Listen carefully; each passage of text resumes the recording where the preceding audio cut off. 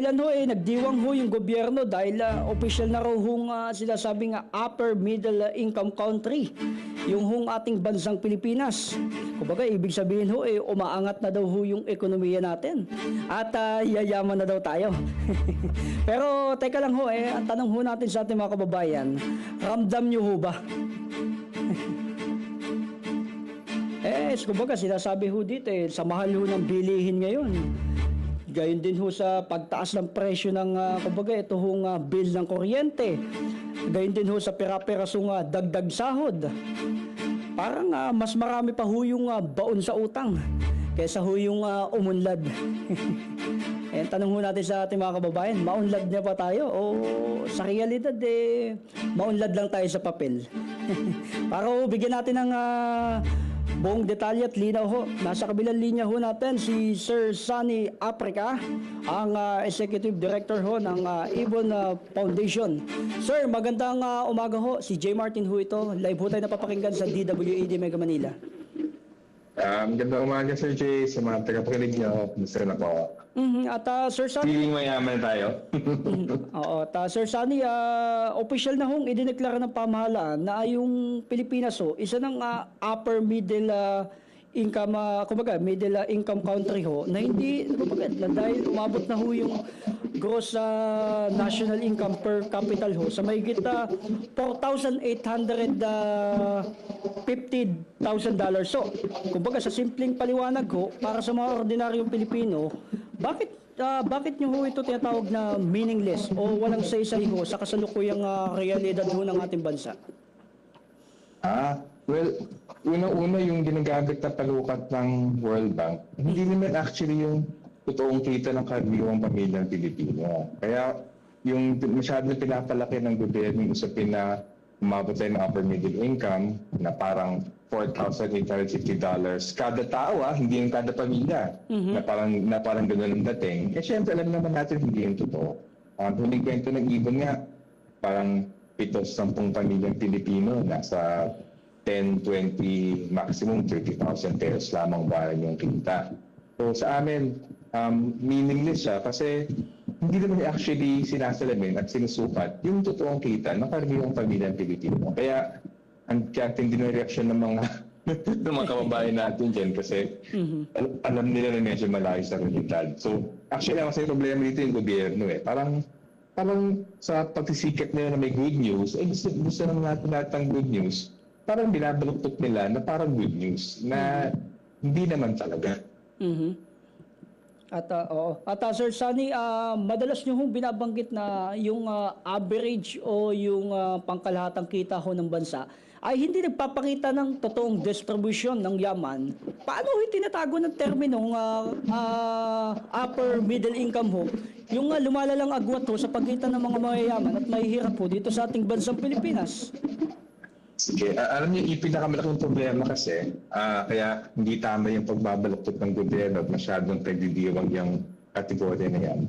Yung mga terminong low income, lower middle income, upper middle income, tsaka high income, ginawa yan ng World Bank bilang bangko noong dekada 80 para meron silang simpleng pamantayan para itakda kung ano yung interest rate na sisingilin sa mga gobyerno na nauutang sa kanila. Ano yung interest rate, gano'ng kahabang amortization, gano'ng kahabang grace period. So mula't simula, hindi siya panukat ng pag-unlad. At lalong-lalo na, mula't simula, hindi siya anumang pagsasalamin nood ng kalagayan ng mga mamamayan sa bawat bansa. Kaya yung masyadong yung hindi pag-amin ng gobyerno na wala yung kinalaman sa kita ng ordinaryong Pilipino. Sa amin doon ang pinakamalaking problema. Yung World Bank naman, hindi naman tinatago na hindi ito panukat ng pag-unlad. Alam naman nila na ito ay parang simpleng may paraan sila para magtakda ng terms para sa utang. At Sir Sunny, kamakailan lang ho, inaprobahan din ho yung 85 pesos sa wage hike ko dito sa National Capital Region. Ngunit marami pa rin ho yung pamilya nagsasabing hindi ito sapat. Kung ang bansa ay umuunlad, napapasok sa mas mataas na economic status, Bakit tila naiiwan at hirap pa rin ho yung mga manggagawa na makasabay sa mataas na presyo ng bilihin at gayon din ho sa pagtaas ng kuryente? Kasi hindi naman totoo yung sinasabing pagtaas ng economic status Oo. na ayon sa World Bank. Yung nga yung punto namin hindi actually yun panukat ng pagtaas ng economic status. Talagang sobrang pagbabaluktot ng ginagawa ng gobyerno na parang ito ay parang nagsasalamin ng grabing pag-unlad natin. Diba? Parang Alex Ayala nag-third round sa Wimbledon. Hindi to tagumpay kasi ano lang yan? Ano to? Arithmetic lamang ginawa nila dyan para makuha yung numero na yan. Kaya yung magandang halimbawa niya doon sa 85 pesos, kaya naman dapat ireklamo yung 85 pesos. Kasi kung totoong umaangat ang ekonomiya at kung totoong yung ganansya sa pag-angat na napupunta sa mga karaniwang Pilipino, dapat yung sahod sumasabay doon sa ganong klase pag-angat ng ekonomiya. Pero isang magandang panukat dito, yung productivity na manggagawa mula noong dekada 80, humigit na moble siya Pero yung halaga ng minimum wage dahil sa pagtaas ng presyo ng bilihin, bumagsak pa pala actually. Bumagsak ng mga 20%. So tipong kung halimbawa lang, kung yung magulang natin ay 100 pesos ang minimum wage noong 1980s, ngayon 80 pesos na lang ang minimum wage. So even yung 85 pesos na yan, kaya inis na inis yung mga manggagawa sa NCR. Yung kinakailangan ng isang pamilya ng 5 para mabuhay ng hindi pa nga maluho, yung simpleng pamumuhay lamang, 1,289 pesos ang family living wage sa Metro Manila. Pero itong 85 pesos, maliban sa kapusta ng 509 pesos sa family living wage, 2 gives pa. Diba? Parang yung susunod pa ay sa Enero pa ibibigay. So, kulang na kulang talaga siya. Malayo sa pangailangan at malayo dun sa itinatako ng mga manggagawa at ngayon ay kinukuha ng mga negosyante bilang tubo nila.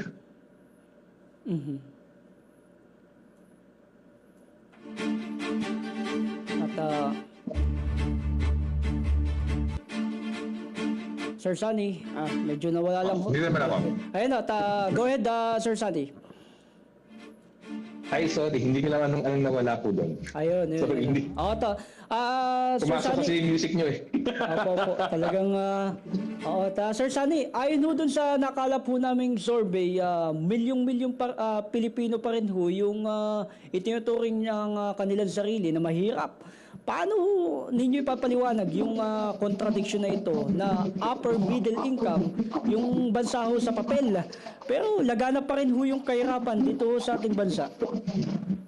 Walang contradiction kasi yung upper middle income na yan, hindi naman sinusukat yung kita ng karaniwang Pilipino.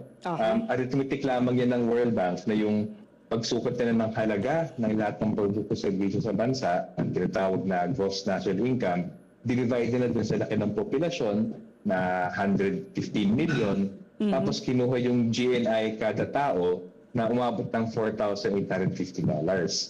So, una, hindi naman talaga makakatanggap ng $4,850 kada taon ng bawat Pilipino. Mga ano yan mga 200,000 pesos. So, kung isipin mo ba ay bawat Pilipino ba, bawat sanggol, bawat bata, bawat matanda, hindi naman tayo nakakatanggap ng 200,000 pesos kada taon. So, yung numero na yan, hindi niya sinasalamin yung totoong kita. Kaya walang contradiction kasi hindi naman actually tama na i-interpret tulad ng ginagawa ng gobyerno na porque upper middle income na yung tayo sa kategorya niya, na upper middle income na yung kalagayan ng mga Pilipino. So ano yan, yun nga yung medyo ginaiinis namin. Papakinggan mo si Paolo Marcos, si Executive Secretary Recto, si Finance Secretary Go, actually pati nga si Sec Balisacan ng DepDev. Kung papakinggan mo sila, parang nahati sa lahat ng Pilipino yung inuulat ng World Bank. Hindi naman Nakakonsentra nga sa ilang pamilya, ilang kumpanya lamang yung pinakamalaking bahagi ng ganansya ng ekonomiya. Kaya walang contradiction. Kasi yung sa sobrang hindi pantay na ekonomiya, yun ang realidad. Yung nilikha ng ekonomiya, hindi na pupunta sa nakararami, para yung nabagit mo nga, yung sahod. Kulang na kulang yan, hindi na nakakonsentra dun sa mga pinakamayaman ng pamilya. At Sir Sunny, nagbabala ho yung ilang eksperto na kapag umakyat ho yung status ng Pilipinas, mawawala ho yung access natin sa mga murang pautang o yung concessional loans na may mababang interest mula ho sa mga dayuhang institusyon tulad ho ng World Bank. Sa inyo ho bang pagsusuri, paano ito makakapekto sa pambansang utang ng Pilipinas na nasa record ho na 18 trillion kung di ako nagkakamali ngayon na Sir Sunny? Oo nga, 18.5 trillion na yung utang ng gobyerno ng Pilipinas ngayon. Doon sa 18.5 trillion na yan, humigit kumulang 3 trillion piso ay apektado ng sinasabing upper middle income na to. Kasi doon sa 3 trillion ng utang na yan, ang pinakamalaking bahagi niyan ay utang sa mga tulad ng World Bank, tulad ng ADB, tulad ng JICA, mga ahensya na yan. Kung ikaw ay lower middle income, kung ikaw ay upper middle income, yung binibigay dating mababang interest rate, mahabang grace period, at mahabang amortization, hindi nila ibibigay yan. Kaya essentially, yung itong 3 trillion na utang natin ngayon, compared to sa 18.5 trillion na yan, sa mga darating na taon, lalaki yan, kasi lalaki din yung bayad utang natin din sa mga utang na yan. At Sir Sunny, kung hindi ho pag-angat sa World Bank ranking ang tunay na sukatan ng pag-unlad, para ho sa Ibon Foundation, ang dapat na maging pangunahing prioridad at sukatan ng gobyerno para masabing tunay ho na maunlad yung ekonomiya ng Pilipinas, Sir Sunny? Kaya kami natutuwa doon sa reaksyon ng mga tao sa Facebook man yan, o sa mga radio program tulad sa inyo, or sa television, o sa YouTube. Nakita talaga na yung bawat Pilipino, alam nila ano yung panupat na pag-unlad. Kung mas malaking kita nila, kung di sa problema magkatrabaho, kung napapaaral nila at mga anak nila, kung may nagkakasakit, hindi sila kailangan magdarapat umutang para pag-umit yung mga kamag-anak na ng kapamilya na may sakit, yun ang pag-unlad. Pero habang wala yun, ano man ang sasabihin ng World Bank, at actually, ano man sabihin ng gobyerno na umaangat tayo, walang saysay talaga. Kung sa amin, tanungin ng bawat Pilipino, kung kulang na kulang sa kanila yung kanilang kita, trabaho, at nakukuha sa sa gobyerno, ibig sabihin, kinakapos yung ating mga patakaran na supposedly tataon na rin yung ekonomiya at yung kalagayan ng bawat Pilipino. Sir, marami hong college student ngayon ho yung nakikinig sa atin. Kumbaga, nag-aalala ho sila sa kinabukasan nila. Kumbaga, iniisip po nila, pagka-graduate nila, kung makakahanap ba sila ng decenteng trabaho dito sa Pilipinas? Ano ho yung may papayo nyo sa kanila? Lalo na't siya sabi ng gobyerno na upper middle income na ho tayo. Pero marami pa rin ho yung walang trabaho. Ako, alam mo, ayoko maging bearer ng bad news, pero unang-una, huwag nila pansinin yung sinasabing upper middle income. Yung upper middle income ay kategorya ng World Bank para mas mataas ang interest rate na sisingilin sa atin. Maging sobrang linaw tayo, yun lamang ibig sabihin ng kategorya na yan. Yung World Bank at iba pang mga nagbibigay ng dating murang putang sa atin, mula ngayon, tataasin na ng interest rate na sisingilin sa atin. So para sa akin, ang pinakahamon actually sa lahat ng mga kabataan, una, huwag tayo magpigil na magreklamo at mag-demand ng mas matinong gobyerno at mga mas matinong patakaran. Alam niyo ba, sa ngayon, 1/3 sa walang trabaho, actually college graduate eh. So, yung grabing pagsisikap ng mga pamilya na makapag-aral lahat ng kanilang mga anak, pag-graduate hanggang college, pero grabe yan, 1/3 ng mga walang trabaho, yung mga may college degree. Kaya sila nagtulak, naglatang trabaho sa ibang bansa. Para sa amin, huwag lang sana tayong dumiskarte at sumanat ng paraan para dyan.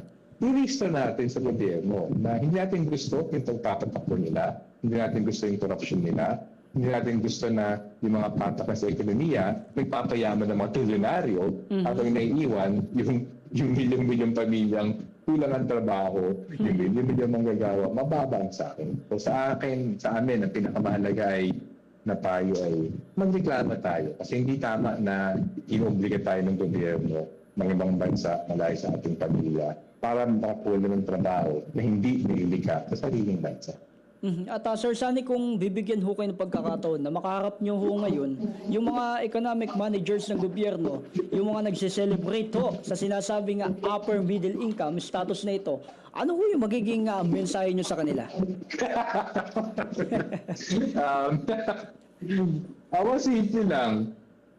Mautak yung mga yan eh. Sabi ko lang sa kanila, guys, alam niyo ba yung katotohanan? Magsabi naman kayo yung totoo. Kasi wala akong duda, alam nila yung katotohanan. So nagsasalita sila hindi bilang mga technocrat o economic manager. Nagsasalita sila bilang mga politiko na sinasabi lang ang gustong pabangunin para pabangunin yung Pangulo. So ang sabihin ko, alam niyo yung katotohanan, magsabi na kayo ng katotohanan para naman pagtulungan natin yung napaka mabibigat na solusyon na kailangan gawin. Kasi kung hindi sila maging tapat sa publiko, huwag lang sila sana mumpo sa pwesto. Kasi para saan pa ba yung pwesto niyan kundi para sa publiko?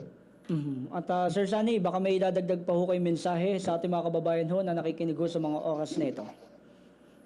Well, sa amin, sigurado ako, wala akong kailangan ipaliwanag sa usapin ng upper middle income kasi alam naman ng lahat ng nakikinig sa inyo na hindi yung totoo.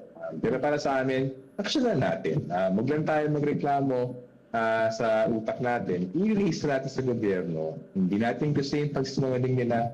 Hindi natin gusto yung pagbabalaktot nila ng katotohanan. At lalong-lalo na, hindi natin gusto yung klaseng ekonomiya na nilikha nila na ilan namin nakikinabang habang naiiwan nila nakalaranin. Tulad ng sa pagbigay ng napakabarat na dagdag na sa akin.